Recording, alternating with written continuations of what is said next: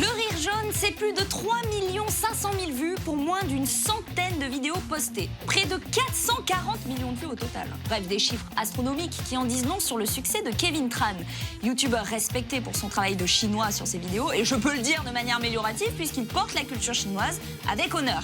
Mais ça n'empêche pas de kiffer les pays voisins, puisqu'il écoute de la K-pop et lit énormément de mangas. Quand les autres youtubeurs se mettent à sortir des livres, des magazines, etc., lui il s'est dit pourquoi pas un manga? Une aventure extraordinaire puisque Ki-hye en est à sa 6e réédition, un record pour le manga en France. Tout de suite, il nous en dit plus sur ses inspirations.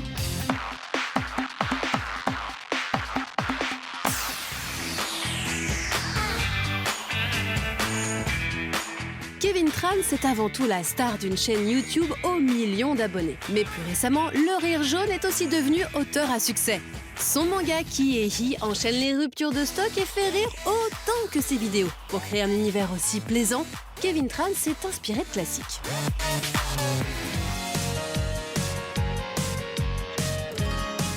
J'aime beaucoup la BD belge et j'ai beaucoup lu à une époque, mais ce que j'ai lu le plus c'est le manga et donc ma façon la plus facile d'expression c'était ça. Ki-hye est très inspiré de Dr Slump et de Shin-chan. Akira Toriyama, que ce soit Dr Slump ou Dragon Ball, c'est mon mangaka préféré, donc ça m'inspire énormément. J'ai lu beaucoup de shonen, que mine de rien j'ai dû piquer 2-3 trucs un peu partout sans m'en rendre compte, quoi. J'avais envie de faire un manga où les fans de la chaîne, lorsqu'ils lisent, ils voient des petites références cachées, mais que ce ne soit pas pour autant un manga pour les fans de la chaîne, que toute personne qui ne connaît pas Le Rire Jaune, en lisant, il puisse apprécier toute l'histoire et qu'il n'y ait aucun problème d'incompréhension.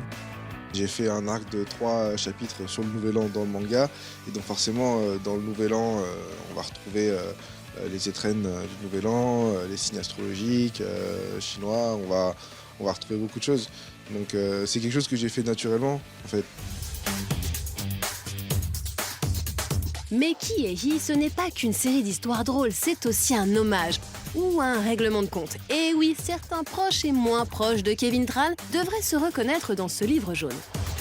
Les méchants, souvent, c'est les gens que j'aime pas. Ou sinon, ils ont tous des prénoms de mes potes à moi, quoi. Par exemple, le petit tricératops dépressif, il s'appelle JP, J-I-P-E, mais en vrai, c'est Jean-Philippe. Et il est un peu dépressif aussi. Dans le village rouge, il y a un gros colosse qui s'appelle Mao. Et donc il a inspiré de Mao Zedong, c'est mon pote, non je déconne. Non, il a inspiré d'un pote à moi qui s'appelle Mao, et en fait une fois il s'est ramené en cours avec une coupe de militaire, on s'est moqué de lui et du coup il a décidé de le dessiner avec une tenue militaire. On ne peut pas s'empêcher de rapprocher Ki-hye de Kevin et Henry, à savoir les frères Tran, et pour cause.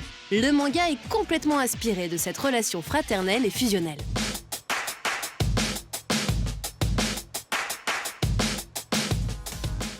On est inséparables en fait. Donc forcément c'est une relation à laquelle le public est très attaché. Faire de l'humour sur ça c'est universel, ça touche quasiment tout le monde parce que les enfants uniques c'est de plus en plus rare de nos jours.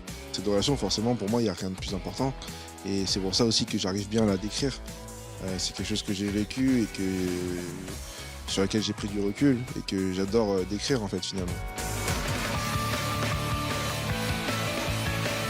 Bien conscient qu'il doit son succès en grande partie à sa notoriété, Kevin Tran compte bien montrer que seul son investissement paye. Forcément, je vois que les défauts du tome 1 en fait. C'est-à-dire que c'est bien de dire ça a été beaucoup vendu. Moi personnellement, ce qui compte, c'est est-ce que ça a plu ? Est-ce que les gens qui l'ont lu, ils ont aimé ? Et puis prendre en compte les commentaires constructifs, où est-ce que je peux m'améliorer dans ce tome 1, et c'est quelque chose sur lequel je travaille. Passionné, Kevin Tran compte sortir 4 autres tomes de Ki-hye, mais il réfléchit également à un one-shot. Mais n'est pas Toriyama qui veut, et être mangaka reconnu dans le milieu, ça se mérite. Kevin Tran doit encore faire ses preuves et transformer l'essai.